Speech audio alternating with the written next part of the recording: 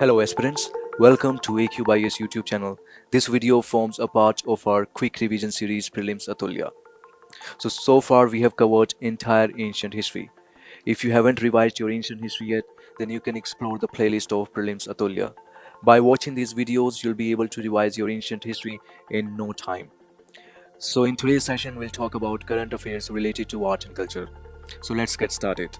First, we'll talk about Kanjivaram Sari. This sari, it was in news. Why? Because famous artisan B. Krishnamurti created a repository. Now this repository contains the samples of designs, patterns related to Kanjivaram sari.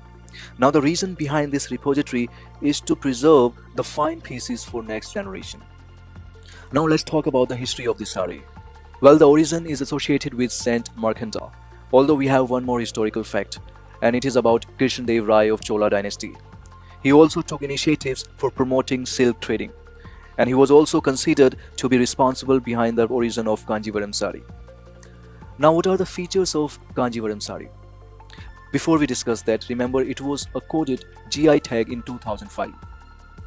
Now, this sari, it is usually hand woven in mulberry silk, and the weight of the sari determines its quality. The heavier the sari is, the better it is. Here you must know about a scheme which was launched in 2017. This scheme is Silk Samagra. So it was launched for the development of sericulture in the country.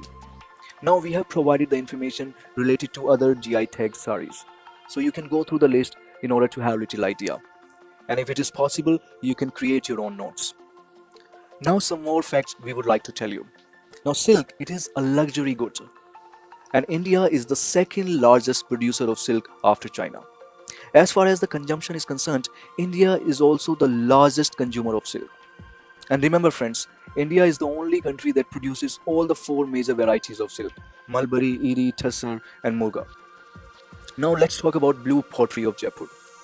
Now this blue pottery, it is a traditional craft of Jaipur, and it is Turco-Persian in origin. And as far as the color is concerned, it is because of blue dye.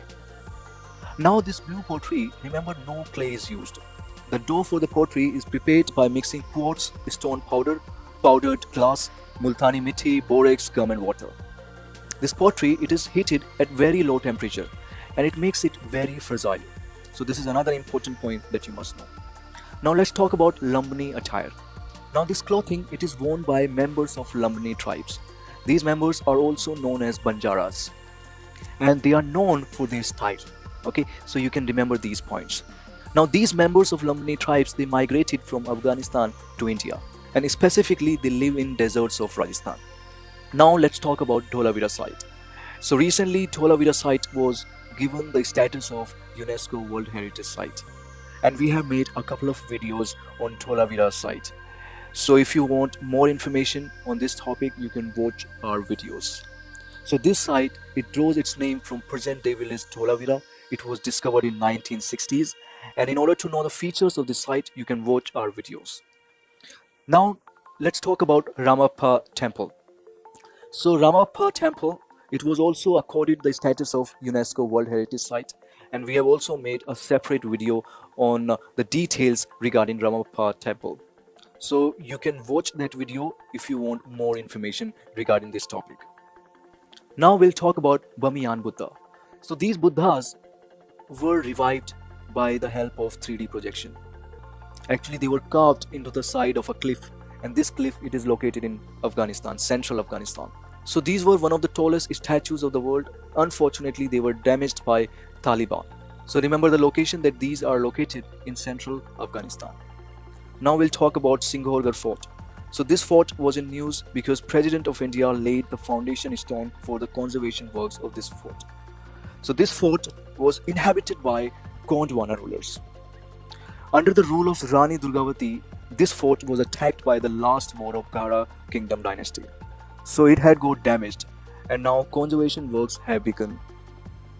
Now the next topic is Maharaja Suheldev. So Maharaja Suheldev was in news because Prime Minister Modi laid the foundation stone of a statue of King Suheldev. Now remember about King Suheldev that he defeated and killed Salar Masood, who was the nephew of Mahmud of Ghazni. Now, another topic that we have is National Council of Science Museums. So recently, the governor of Tripura inaugurated Udaipur Science Center. Now, it is funded by both the Ministry of Culture and Department of Science and Technology.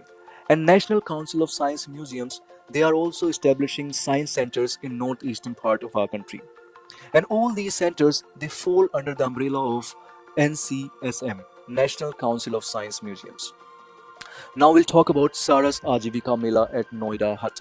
So it was launched by Ministry of Rural Development under Deen Dayal Antodaya Yojana. So it provides a platform for SG's women to showcase their skills and they can sell their products there. Remember, it is organized by Council for Advancement of People's Action and Rural Technology. Now we'll talk about Chori Chora Centenary Celebration. So on the occasion of centenary of Chora Chori incident, a postage stamp was released by PM Modi. So friends, this incident it took place on 4th February 1922. The violence broke out. Why? Because a large crowd of farmers they set police station. Now let's talk about Rija. It is a traditional clothing. It was worn by Tripura Chief Minister on Kokborok Day. So it is a hand-woven cloth made by Tripura's indigenous communities. And Kokborok Day is a day to celebrate the local Tripuri language. Now let's talk about Trivallavar. Now, Trivallavar was a Tamil poet.